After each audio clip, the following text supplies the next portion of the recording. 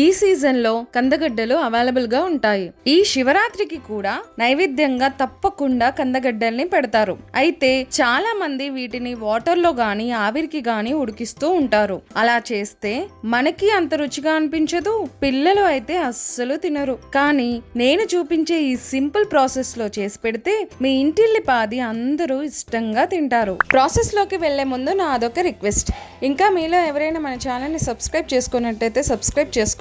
అలానే ఫేస్బుక్ మరియు ఇన్స్టాగ్రామ్ లో ఫాలో అవ్వండి. నేను 1/2 కేజీ కందగడ్డ తీసుకున్నాను.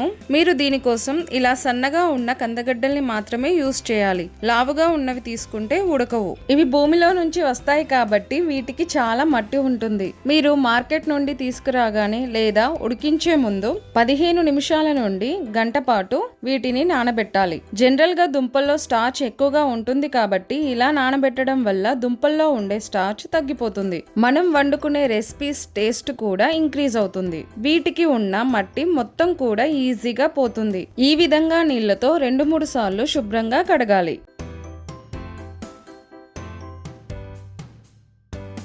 ఇప్పుడు వీటి చివర్లు కట్ చేసి పెట్టుకోవాలి. మరీ పొడవుగా ఉంటే మిడిల్లోకి కట్ చేయండి, లేదంటే అవసరం లేదు. ఈ విధంగా అన్నీ కట్ చేసి పెట్టుకోవాలి. ఇప్పుడు ఒక వెడల్పాటి నాన్ స్టిక్ ప్యాన్ వేడి చేసుకుని కందగడ్డల్ని వేసుకోవాలి. ఈ విధంగా వెడల్పుగా ఉన్న ప్యాన్ అయితే అన్నీ ఈవెన్గా ఉడుకుతాయి. 1/2 నిమిషం తర్వాత 1 టేబుల్ స్పూన్ నెయ్యి వేస్తున్నాను. మీరు నూనె లేదా బటర్ కూడా వేసుకోవచ్చు. చాలా కొద్దిగా ఉప్పు వేసుకుంటే సరిపోతుంది. మీరు ఫాస్టింగ్ కోసం చేస్తున్నట్టయితే సాల్ట్ కి బదులుగా బ్లాక్ సాల్ట్ యూజ్ చేయండి. అంతా బాగా కలిసేలాగా ఇలా టాస్ చేసుకొని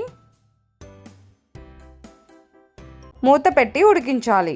మీరు తీసుకున్న కందగడ్డ సైజుని బట్టి 3 నుంచి 5 నిమిషాల పాటు ఉడికిస్తే సరిపోతుంది. దీనిలో కొంచెం కూడా నీళ్లు పోయాల్సిన అవసరం లేదు. 1 నిమిషం తర్వాత చూడండి వాటర్ ఎలా ఫామ్ అయ్యాయో.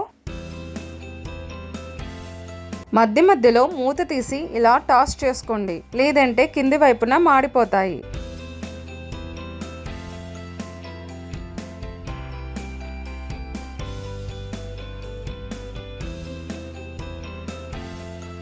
ఇప్పుడు ఒక స్పూన్తో ఇలా కట్ చేసి చూడండి, చాలా ఈజీగా కట్ అయిపోతుంది. ఇవి కూడా కొంచెం ఎల్లో కలర్లోకి మారిపోతాయి.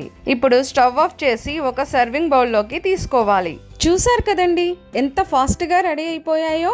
వీటి రుచి కూడా చాలా బాగుంటుంది. కందగడ్డల్లో హెల్త్ బెనిఫిట్స్ కూడా పుష్కలంగా ఉంటాయి. వీటిని స్కిన్ తో తినొచ్చు, స్కిన్ తీసేసి కూడా తినొచ్చు. వీటి స్కిన్ కూడా చాలా ఈజీగా వస్తుంది.